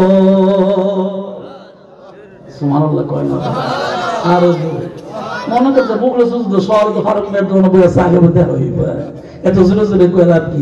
যা করে সব আতিক হিসাবে শুরু হয়, কথা কয় না আল্লাহু আকবার, জোরে কয় জবান দেখো আল্লাহু আকবার। আল্লাহ নবী চলে আসবেন দুনিয়ায়, আল্লাহর সঙ্গে কথাবার্তা শেষ, বন্ধু বন্ধু দুনিয়াতে চলে আসবে। এমন সময় নবীজি ডাক দেখো আল্লাহ, আমি তো আবার 27 বছর গোপনে পার হয়ে গেল, আমি তো এখন আবার মক্কার জমিনে চলে যাব নবীজি, আমি এখন কি করতে পারি? বন্ধু আপনি চলে যাবেন, আপনি কি খালি খালি যাইবেন নাকি? আপনাকে কিছু উপহার দিয়ে দিব, উপহার গুলো লইয়া আপনি চলে যাবেন। আপনি আমার জন্য হাদিয়া আনছেন, আমি আপনার জন্য হাদিয়া দিয়ে দিলাম। এবার নবীজি চলে আসবেন, আমার আল্লাহ ডাক দেখো বন্ধু আপনাকে একটা হাদিয়া দিয়া দিলাম, আপনার উম্মতের জন্য 50 ওয়াক্ত নামাজ দিয়া দিলাম। কত ওয়াক্ত? আরো জোরে। মসজিদ বানাইছে কি নামাজ পড়তো না নামাজ না পড়ানোর লিগে? 50 ওয়াক্ত নামাজ দিলেন। নবীজি সন্তুষ্ট হয়ে চলে আসলেন। মুসা নবীর সঙ্গে দেখা, মুসা নবী ডাক দিয়ে আল্লাহর পয়গম্বর কই যান, কো দুনিয়াতে যায়, আসার সময় আল্লাহ কোন হাদিয়া দিছেনি? কো দিছে। কারে দিছে? কো আমার উম্মতের জন্য দিছে। কো কি হাদিয়া দিছে? 50 ওয়াক্ত নামাজ আমার উম্মতের জন্য দিয়ে দিছে। মুসা নবী তো একটু রাগী নবী ছিল। মুসা নবী ডাক দিয়ে কো পয়গম্বর মনে কিছু নিবেন না, আমার কিন্তু রাগ বেশি, তবে আপনি তো আখিরি পয়গম্বর, আপনি নম্র মানুষ, ভদ্র মানুষ, আপনি তো খুব ঠান্ডা মেজাজি মানুষ, আপনাকে আল্লাহ পাক শ্রেষ্ঠ পয়গম্বর বানাইছে, আপনার উম্মতে তো দুর্বল হবে, 50 ওয়াক্ত নামাজ পড়তে পারবে না, কমায় আনেন। সুবহানাল্লাহ, এটা কমায় আনেন। এবার গেলেন কমানোর জন্য 5 ওয়াক্ত কমায়া 45 ওয়াক্ত দিলেন। মুসা নবী আবার জিজ্ঞাসা করে পয়গম্বর কি খবর? কো 5 ওয়াক্ত কমছে, কোথাও তো পারবে না। আবার কমায় আছে, তো কত ওয়াক্ত? কো 40 ওয়াক্ত, কোথাও তো পারবে না। কমাইতে কমাইতে শেষ পর্যন্ত 5 ওয়াক্ত নামাজ দিয়া নবীজি যখন আবার মুসা নবীর সঙ্গে সাক্ষাৎ হয়, নবীজি এবার চেহারার দিকে তাকাইলেন। মুসা নবী ডাক দিয়ে বলে পয়গম্বর হাদিয়ার সর্বশেষ হিসাব কি? কো 5 ওয়াক্ত। কো জান, এবার এটা উম্মতের জন্য লইয়া যান, উম্মতের জন্য লইয়া যান। এবার মুসা নবীর সঙ্গে কথাবার্তা শেষ করে নবীজি দুনিয়ার জমিনে আকাশ অতিক্রম করে দুনিয়ার জমিনে মক্কাতে এবারে চলে আসলেন। মুসা নবী ডাক দেখো আল্লাহ মদিনা নবীর উম্মতের জন্য 5 ওয়াক্ত নামাজ দিবেন। মদিনা নবীর উম্মতের জন্য তো অনেক দরদ, অনেক মায়া। আমি মুসা নবী আপনারে জানায়া দেই, তুর পাহাড়ে দাঁড়ায় দাঁড়ায় আপনার সঙ্গে আমি কথা বলতাম, সওয়াল জবাব করতাম। আমি মুসা নবী আপনারে জানায়া দেই, আপনি দয়া কইরা নবীর উম্মত নামাজ পড়বে 5 ওয়াক্ত, আপনি সওয়াব দিবেন 50 ওয়াক্ত। শুধু আমাদের নবীর মায়া ছিল এরকম না, মুসা নবীরও মায়া আছে। এখন কারণটা কি? কারণটা কি? মুসা নবীর মায়া থাকবে কেন? মুসা নবী তো হাজার হাজার বছর আগে চলে গেছে, মুসা নবীর মায়া কেন থাকবে? মুসা নবীর মায়ার কারণ অনেকগুলো, এর ভিতরে একটা কারণ হইল মুসা নবীর কাছে যখন তাওরাত কিতাব নাজিল হয়, মুসা নবী এবার তাওরাত কিতাব পড়তে পড়তে এক পর্যায়ে যায় দেখে আখিরি পয়গম্বর দুজাহানের বাদশা মুহাম্মদুর রাসূলুল্লাহ সাল্লাল্লাহু আলাইহি সাল্লামের নাম তাওরাতের ভিতরে বেশি বেশি দেখা যায়। এমন সময় মুসা নবী আমার আল্লাহর ডাক দেখো, আল্লাহ আমার কিছু ভালো লাগে না, মন হইয়াছে দেওয়ানা, মনে লইয়া যাইতাম সোনার মদিনা। বলেন কিছু ভালো লাগে না, মন হইয়াছে দেওয়ানা, মনে লইয়া যাইতাম সোনার। আমার আব্বা বলতেন, আরে মদিনার পাক মাটি আমি সুরমা বলে চোখে মাখি, যে দেখেছে 2 নয়নে অন্ধ নয়ন থাকবে না। আমার কিছু ভালো লাগে না, মন হইয়াছে দেওয়ানা, মনে লইয়া যাইতাম সোনার মদিনা। বলেন আমার কিছু ভালো লাগে না, মন হইয়াছে দেওয়ানা, মনে লইয়া মরিয়া যাইতাম সোনার মদিনা। বাচ্চাদের এগুলো শেখান, গালি দিবে না। আমাদের সন্তানগুলা গালি দেয়, ফাঁকে দিয়া বাবা 14 গোষ্ঠী গালি শুনতে হয়, ঠিক কিনা জোরে কন। সন্তানকে আল্লাহর কোরআন শিখাইবেন, নবীজির শান গজল অনেক আছে, গজলগুলো শিখাইবেন, তাইলে আপনার ছেলে মেয়ে কোনদিন রাস্তায় মানুষের গালি দিবে না, মন্দ বলবে না। সালাম শিখাইবেন, কোরআন তেলাওয়াত শিখাইবেন, নবীজির শানের গজলগুলো শিখাইবেন।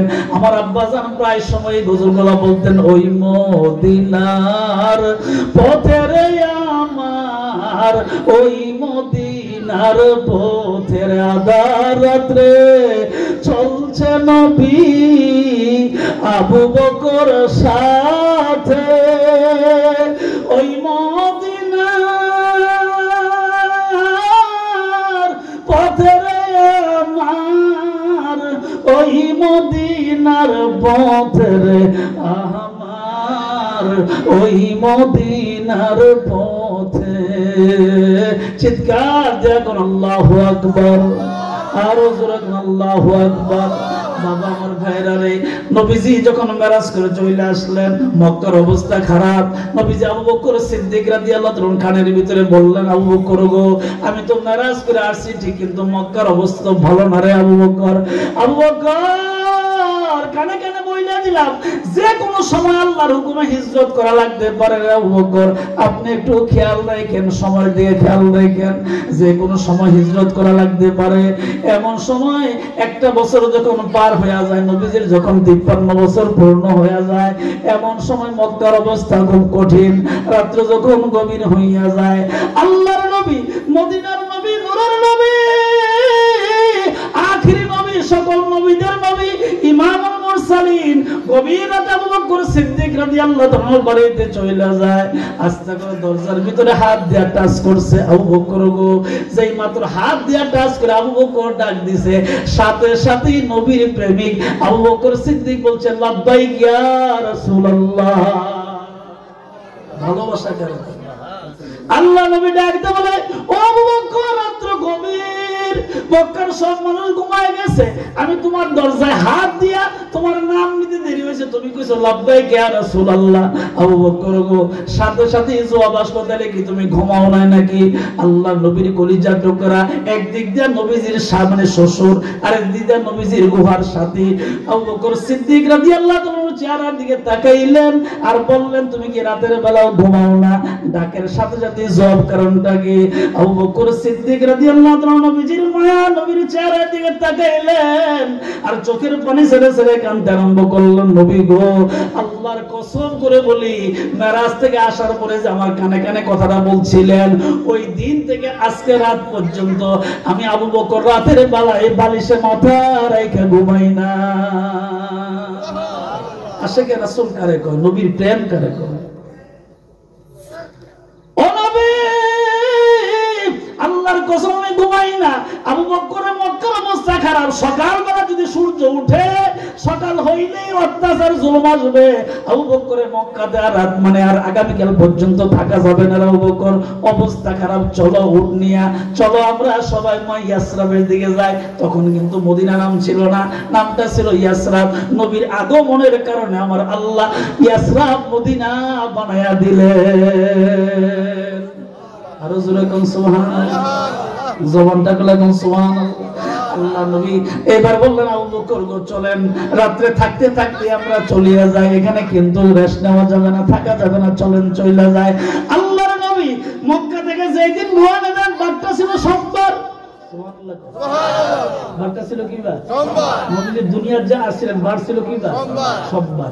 নবীজি মক্কা থেকে গভীর রাতে আবু বকর সিদ্দিক রাদিয়াল্লাহু তাআলা উটের রশির দা লাগাম গোলা টানে, নবীজি উটের উপরে বসে রইলেন, কাবা ঘরের কিনারে গেলেন। মনে করেন একটা উদাহরণ, মনে করেন এটা কাবা ঘর, এমন সময় কাবা ঘরের কিনারে গেলেন, নবীজি উটের উপরে বসা, পেছন দিকে এইভাবে কাবা ঘরের দিকে তাকাইলেন।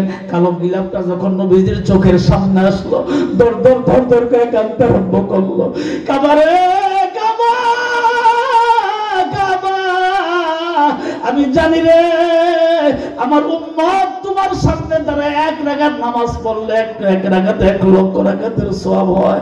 আমার উম্মত যদি 1 রাকাতে 1 লক্ষ রাকাতের সওয়াব পায়, আমি তো আল্লাহর পয়গম্বরী। ও কাবারে, আমার তো মনটা চায় না তোমারে ফালাইয়া চলে যায়, কিন্তু কি করব রে কাবা, করার কিছু নাই। মক্কার অবস্থা খুব কঠিন রে কাবা, আমি চলিয়া যাই। যদি আমার আল্লাহ আবার মানে কবুল করে, তখন আমি ওইখান থেকে ফিরে আসবো। আবু বকর সিদ্দিকও কান্দে, নবীজিও কান্দে। কান্দতে অজানা একটা রাস্তা তো জানা নাই, কোথায় আশ্রম জানা নাই, অজানা একটা রাস্তা গভীরতা অন্ধকারে রওনা দিছে। নবীজি চোখের পানি ঝরা কান্দে আর যায়। আবু বকর সিদ্দিক রাদিয়াল্লাহু তাআলা নবীজির চোখের পানি মুছার ডাক, দেখো নবী গো, আপনি আমার সামনে কাঁদেন না গো নবী, আপনি আমার সামনে চোখের পানি ছাইরা কাঁদেন না গো নবীজি। আমার জীবনে যা ছিল সব তো আপনারে দিয়া দিছি, এর চেয়ে আর কি আছে ভালোবাসা? আমার তো আর কিছু নাই, সব তো দিয়া দিলাম আপনারে। আপনি যদি আমার সামনে কাঁদেন, আমি কেমন করে সহ্য করব গো নবীজি? নবীজি আবু বকরকে সান্ত্বনা দিলেন, আবু বকর রে চলো সামনের দিকে যায়। ইতিহাসের ভিতরে আসছে, 1 সোমবার নবীজি মক্কা থেকে রওনা দিছে, আর 1 সোমবার গিয়ে নবীজি মদিনায় পৌঁছেছেন। মোট 8 দিন সময় লাগছে। চিৎকার দেখুন সুবহানাল্লাহ। বাবা আমার ভাইয়েরা রে, আজ মাইন্ড করেন না, কষ্ট নেন না, আপনারা আমার আপন মানুষ। নবীরা তো কষ্ট দেখে কি নামাজ পড়তে মনে চায় না? নবীরা তো কষ্ট দেখে কি আল্লাহকে সিজদা দিতে মনে চায় না? নবীজিরা তো জীবনে এত কষ্ট দেখে কি নবীর ভালোবাসা আপনার অন্তরে কি জায়গা হয় না? আল্লাহ নবীর সামনে যায়, হঠাৎ করে নবীজি মানে তাকাইলেন, পেছন দিকে তাকাইলেন, তাকায় দেখে মানুষের পায়ের আওয়াজ শোনা যায়। ডাক দেখো আবু বকর রে, হয়তো সম্ভবত আবু জাহেলের লোকেরা দলেরা পেছন দিক দিয়ে দাওয়া করতেছে, আবু বকর কোথায় যাব, রাস্তা জানা নাই, বাড়ি ঘর নাই, কোথায় যাব? দেখো কোনো একটা গর্তনি খুঁজে পাওয়া যায়। গর্ত খুঁজতে খুঁজতে হঠাৎ করে একটা চোখের সামনে গর্ত পড়লো। গর্তের দিকে তাকাইলেন, তাকায় দেখে গর্তের ভিতর আবার ছিদ্র দেখা যায়।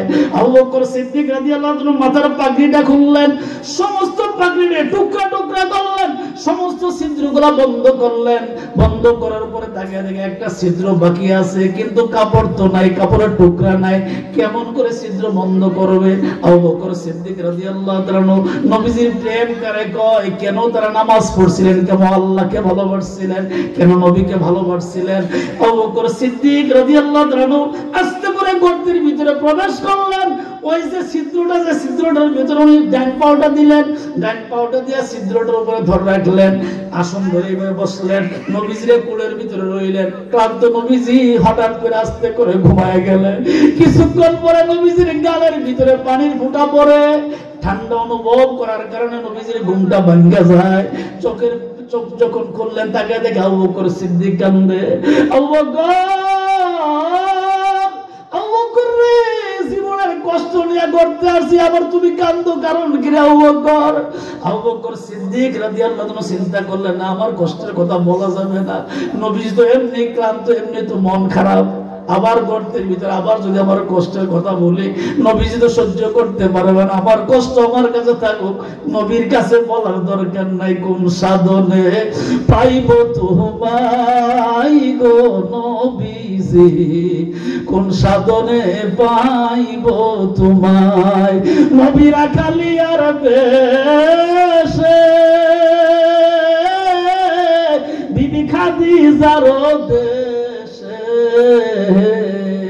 বকরি চড়া ইতেন জঙ্গলাই গো নবীজি, কোন সাধনে পাইব তোমায়,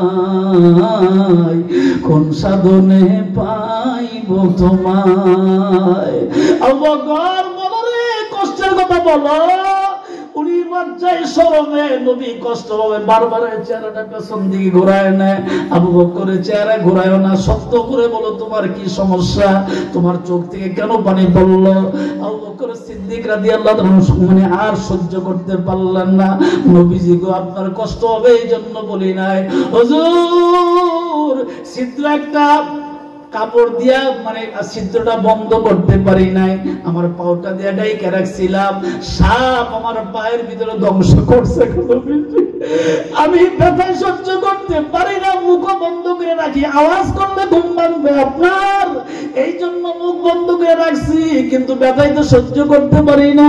আমার ব্যথার কারণে চোখ দিয়া পানি বের হয়ে একটা ফোঁটা পানি আপনার গালের ভিতরে পইড়া গেছে গো নবীজি, আপনার মনে কিছু নিবেন না গো নবীজি, আমার পায়ে বিষের ব্যথা আমি সহ্য করতে পারি না। নবীজি ডাক দাও, আবু বকর রে, ও আবু বকর আর কান্না করতে হবে না, আমার মুখের লালাটা বিষের জায়গায় লাগায়া দাও, আমার মুখের লালাটা লাগায়া দাও, আমার আল্লাহ, আমার কোনো ক্ষমতা নাই, আমার আল্লাহ আমার মুখের লালার বরকতে তোমার বিষ বিষাক্ত সব কিছু আল্লাহ একেবারে পানির মতন দূর করে দিবে। আরো জোরে কর, জবান খুলে কর। এত কষ্ট করছেন নবী, নামাজ পড়া লাগবে না, কথা বলে নামাজ পড়া লাগবে না। আল্লাহর নবী এই গর্তের ভিতর থেকে আবার উঠলেন, কাফের বেঈমানরা নবীজির চতুর্দিকে দাঁড়ায় রইলেন, কেউ বলে গর্তে আছে, কেউ বলে নাই।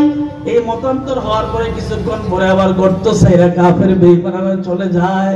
নবীজি গর্তের ভিতর থেকে আস্তে করে বের হইলেন, বের হইয়া সামনের দিকে হাঁটতে আরম্ভ করলেন। নবীজি ডাক দিয়ে, আবু বকর রে, রাস্তা তো অনেক দূরে আবু বকর, 450 কিলোমিটার 13 মঞ্জিল পার হইতে হয়। আবু বকর রে, রাস্তা অনেক দূর, কিন্তু যাওয়া তো লাগবে রে আবু বকর। আবু বকর চলো সামনের দিকে যাই, নবীজির নিয়ে সামনের দিকে চলিয়া যায়।